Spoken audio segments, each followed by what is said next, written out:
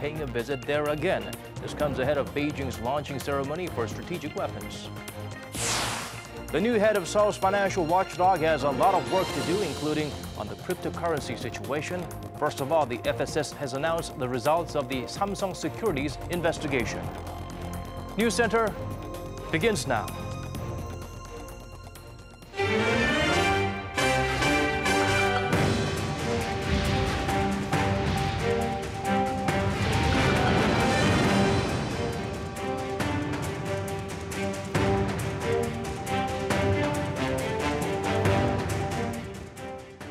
It's 8 p.m. here in Korea, coming to you live from our studio in Seoul. This is Arirang News Center. Welcome to our program. I'm Daniel Che. Tomorrow, President Moon Jae-in will be flying over to Japan when he sits down for talks with his counterpart in that country and Beijing's premier. The recent inter-Korean breakthroughs will likely be the central topic. The separate one-on-one with Lee Ka-chang will be closely watched as it comes amid media reports of a possible summit between President Xi and Pyongyang's leader. Hwang Oh-jun in Tokyo starts us off with the upcoming Trilateral meeting. The plan was to hold the summit on an annual basis.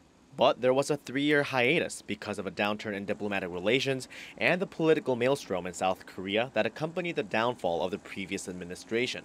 The Trilateral summit between South Korea, Japan, and China will finally resume on Wednesday here in Tokyo, Japan. The meeting will bring together South Korean President Moon Jae-in, his Japanese counterpart Prime Minister Shinzo Abe, and the Chinese Premier Lee Ka-chang.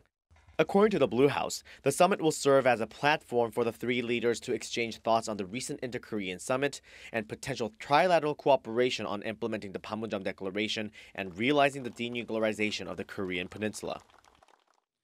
A special statement is expected to be adopted during the South Korea-Japan-China summit endorsing the Panmunjom Declaration and encompassing the complete denuclearization of the Korean peninsula and the establishment of lasting peace. However, the Blue House confirmed on Monday that the statement would not include the phrase, quote, complete, verifiable, and irreversible denuclearization, so-called CVID. There's a range of other issues on the summit agenda as well, like cooperation on cybersecurity and even tackling fine dust pollution. The three leaders are also set to attend a business summit where they will encourage their countries to do more business together.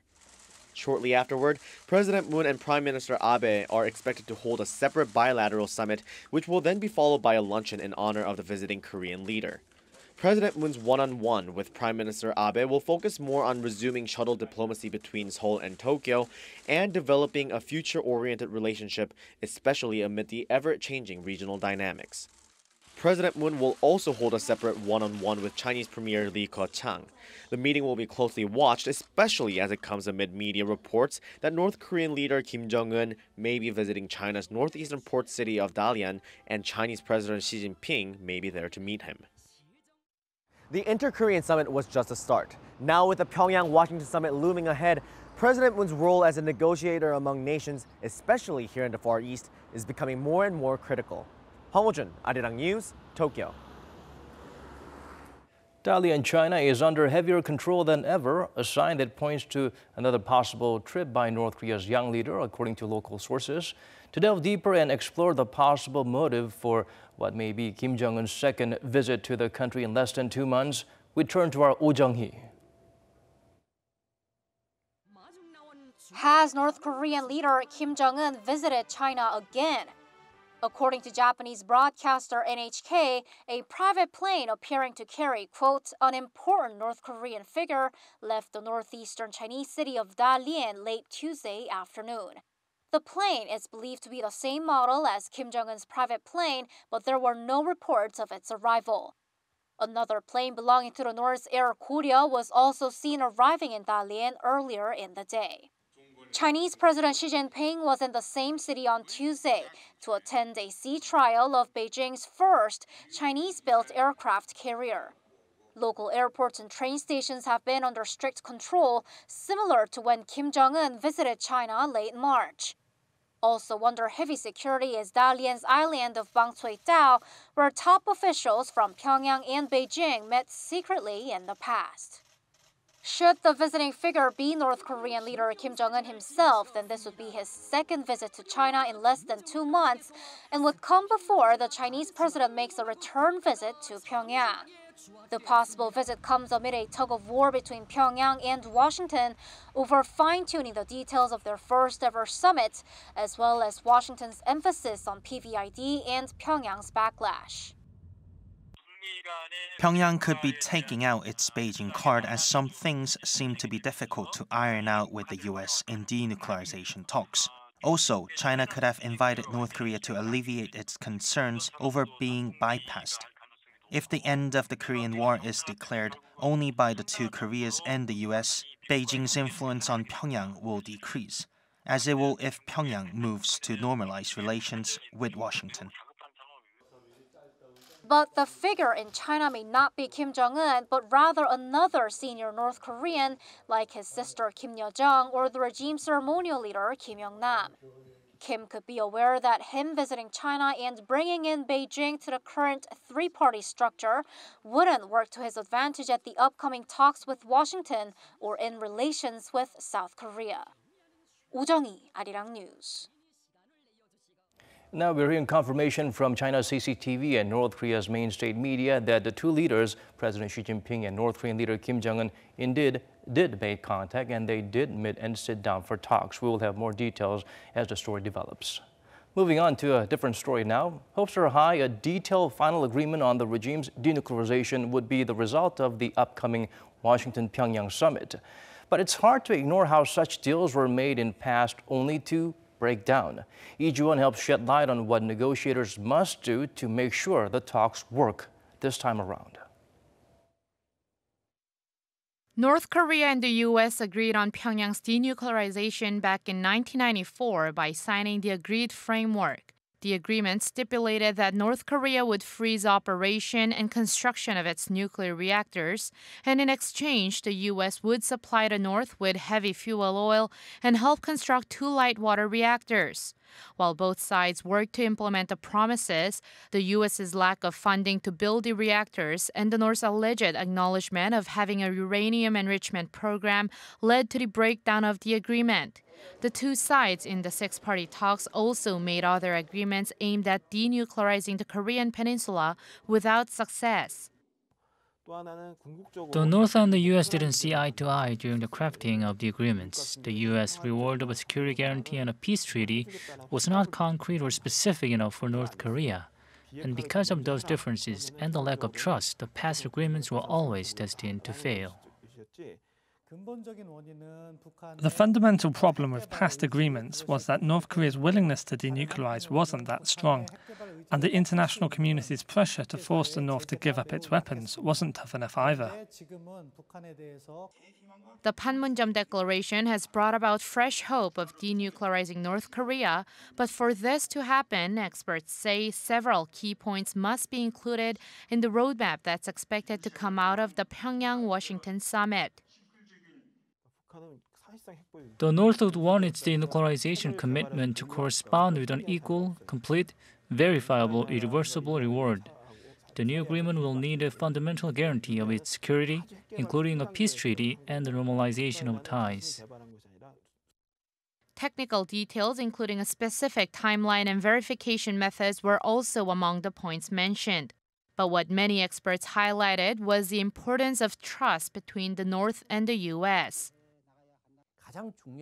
Neither side had signed the past agreements with the intention to break them, but with each side's distrust that the other side would not keep its promises, misunderstandings, or delays on implementation led both the North and the U.S. to lose the direction and the will to keep up with the agreement. With the U.S. adamant it'll not provide action-for-action rewards until the North fully denuclearizes, there are questions over how the two sides will reach an agreement. Lee Ji-won, Arirang News.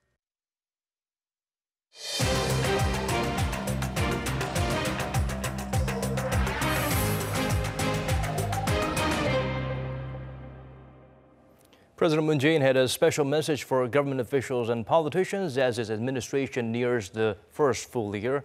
The Liberal leader began the weekly cabinet meeting by complimenting the members for a year well done and encouraging them to keep up the good work. President Moon then went on to urge Parliament to swiftly review the government's supplementary budget proposal submitted to the National Assembly over a month ago. 추경은 무엇보다 시기가 중요합니다. 때를 놓치지 않아야 추경의 목적을 달성할 수 있기 때문입니다. He explained that the $3.6 billion will be used to realize the minimum number of government projects that are critical to creating new jobs for the youth and to help sectors suffering from prolonged slumps such as shipbuilding and automobiles. It's day one on the job for the new chief of the Financial Supervisory Service. The reform-minded professor taking the helm of the nation's financial watchdog appeared ready to get to work and tackle various pending issues. Kim Jae-sung has the full story. Financial Supervisory Service Governor Yoon Suk-heun is taking up the mantle of responsibility as the nation's top financial regulator. Maintaining independence is necessary in order to properly supervise the financial system. Financial supervision should not be a means of merely conducting administrative affairs. In his inauguration speech Tuesday morning, Yoon said the financial watchdog exists to supervise a stable, fair order in the financial market, protect consumers, and manage risks. A former visiting professor of business administration at Seoul National University, Yoon also served as the chairman of the Moon administration's Financial Administration Innovation Committee, who pushed for financial reform measures. His inauguration comes after the resignation of Kim Ki-sik, who stepped down in mid-April over various ethical lapses, including misuse of public funds during his time as a lawmaker.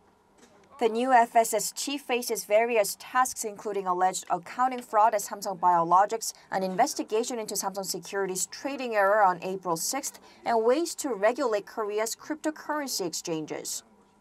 Samsung Securities sparked chaos early last month when it mistakenly issued not 2.8 billion Korean won in dividends to its employees, but 2.8 billion shares in the company, more than 30 times the number that existed.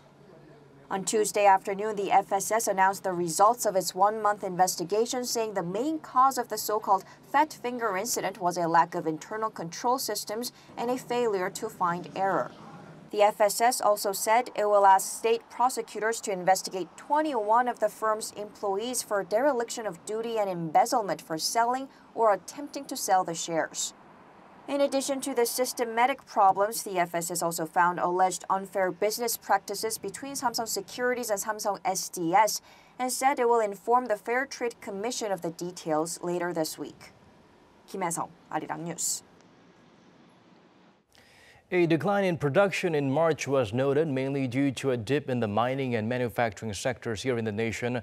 According to the Korea Development Institute's monthly economic trends report released Tuesday, production dropped 1% from a year ago, following a 1.2% on-year slip in February.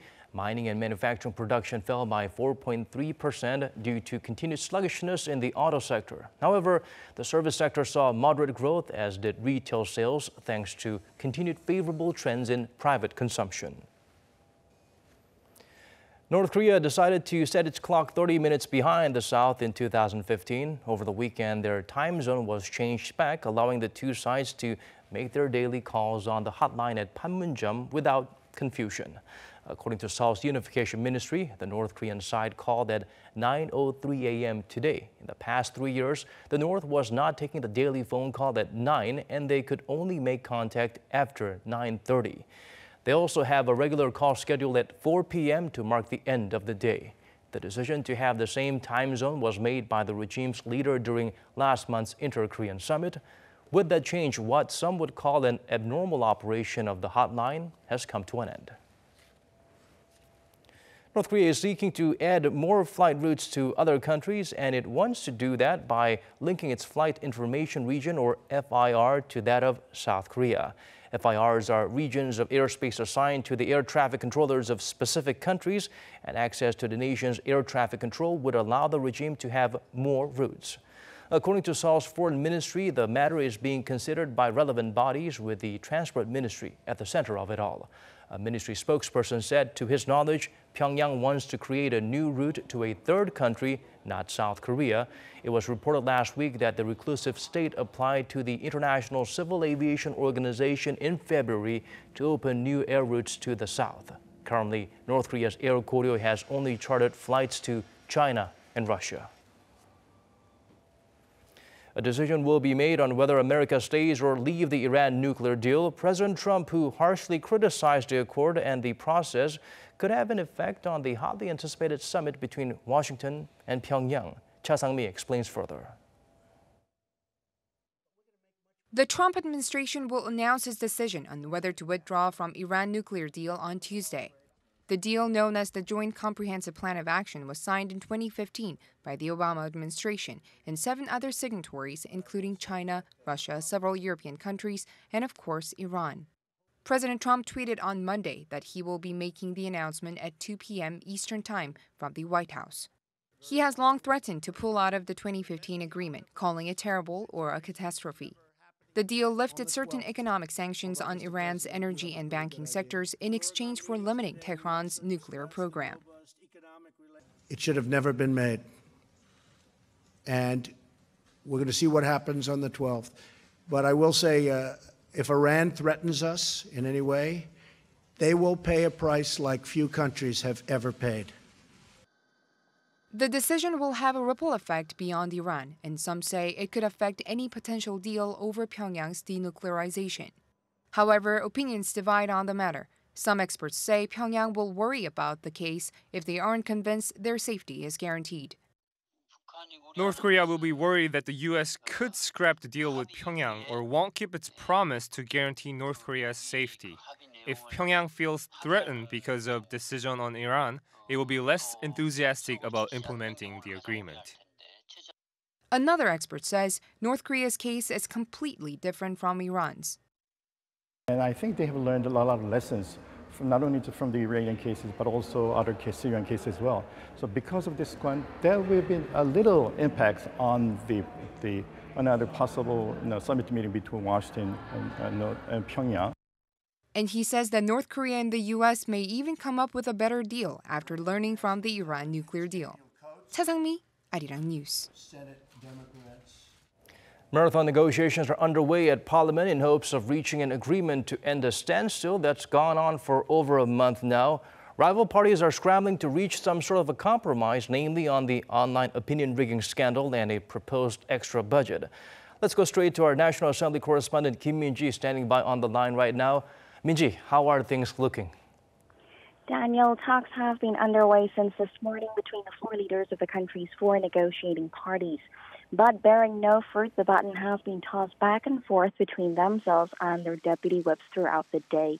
Now, the National Assembly Speaker had given rival parties until this afternoon to strike a deal to normalize Parliament that's been at a standstill for over a month, triggered by a dispute over pending bills and amending the Constitution. The Speaker had set the deadline because he leaves for an overseas trip tomorrow, and both his term and the term of the ruling party's floor leader come to an end this month. On top of that, Parliament also needs to process the resignations of lawmakers planning to run for local elections in June. Now, currently, the biggest area of contention is whether the ruling Democratic Party of Korea will accept a bill aimed at launching an independent council probe into an online opinion rigging scandal allegedly involving one of its lawmakers. A blogger with the username Drew King is known to have used a computer program to manipulate the number of likes for comments critical of the Moon Jae-in administration. There are also suspicions that the blogger may have been engaged in rigging activities in the run-up to last year's presidential elections. Now, rival parties have said they have managed to narrow down their differences to some extent over when to hold the vote on the probe and on what conditions, but more negotiations are required. The floor leader of the main opposition Liberty Korea Party, meanwhile, is continuing with his hunger strike over the manipulation scandal, while the centrist Parliamentary Party also plans to hold an all-night demonstration in front of the Assembly. Right, the standstill is something we've gotten used to, unfortunately, by now. So, Min-ji, how far have they come in terms of meeting halfway at this point? Well, opposition parties initially demanded that the ruling party accept the probe, no strings attached, but now are willing to vote on both a bill to launch a special probe, the extra budget bill, as well as process the resignations of lawmakers running for the local elections, All of this on May 14th, which is next Monday. Now, Monday is the deadline for the resignations to be handled, so the by-elections can be held in vacant districts alongside local elections in June. But the ruling party has a different timeline in mind. It said that it would accept the probe on the condition that opposition parties simultaneously vote on the government's extra budget bill on May 24th. Now, eyes will be on what choice the ruling party makes or what new counter-offer it may propose. The ruling party has raised concerns that the opposition parties may decide not to pass the extra budget bill, given that there's less than a week for deliberation if a vote be held next Monday. Now, rival parties will be holding meetings of their own with their lawmakers this evening on the results of today's marathon meetings and see whether their parties as a whole can accept the new terms. That's all I have for now, but hopefully there will be some positive developments later tonight. Back to you, Daniel. All right, we will be hoping that things continue to move forward. Thank you for those updates, Minji. We appreciate it. It's Parents' Day here in Korea, an occasion that dates back to 1973 when it replaced Mother's Day. It's celebrated both publicly and privately. One of the most popular ways to honor parents here is to give them carnations. The Korean government marked the day by awarding commendations to several people for their display of exceptional devotion to their parents. One of them was recognized for taking care of her disabled mother for 40 years, helping to raise her own siblings while taking care of her own children. Some expected this day to be a holiday, like Children's Day, an election pledge made by President Moon Jae-in, but the government hasn't made the change just yet. The government designated as national cultural assets two handwritten manuscripts by Korean poets who fought for the nation's liberation from Japan's imperial rule. The Cultural Heritage Administration is listing works by poets Yoon Dong-ju and Lee Yuk-sa. The manuscript by Lee is called Pyeongbok. According to the agency, it's an important poem that depicts the life of ordinary Koreans under the oppressive rule. The only existing handwritten manuscript by Yoon consists of 144 poems and 4 works of prose. This marks the first time the cultural asset designation is given to work written by writers from the Japanese colonial era.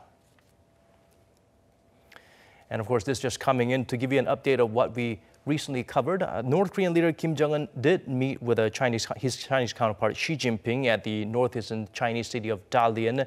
And according to North Korean Central News Agency, they held a welcome banquet for the visiting North Korean leader. In a cordial and friendly atmosphere, the top leaders of the two sides had an all-round and in-depth exchange of views on their relations and major issues of common concern. During the talks, Kim reaffirmed his position to denuclearize the Korean peninsula.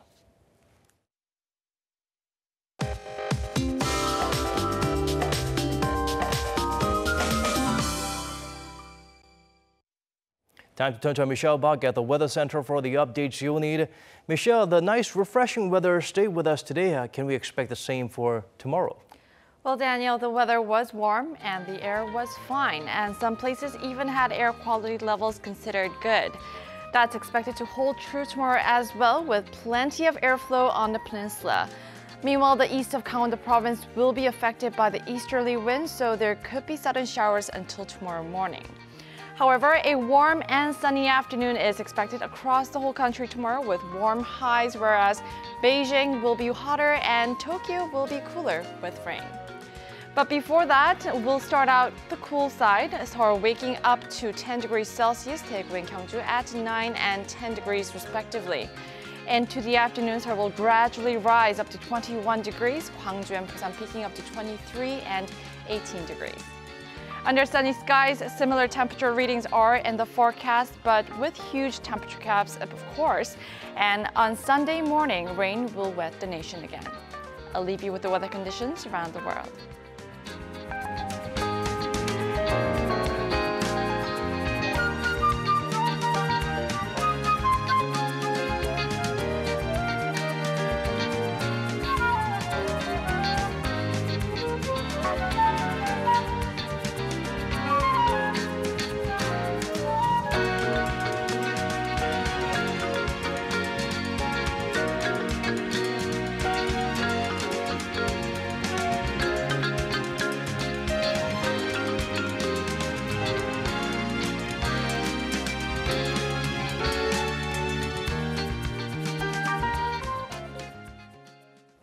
That's all we have in store for you on tonight's edition of Arirang News Center. Wherever you may be tuning in from, thank you for watching.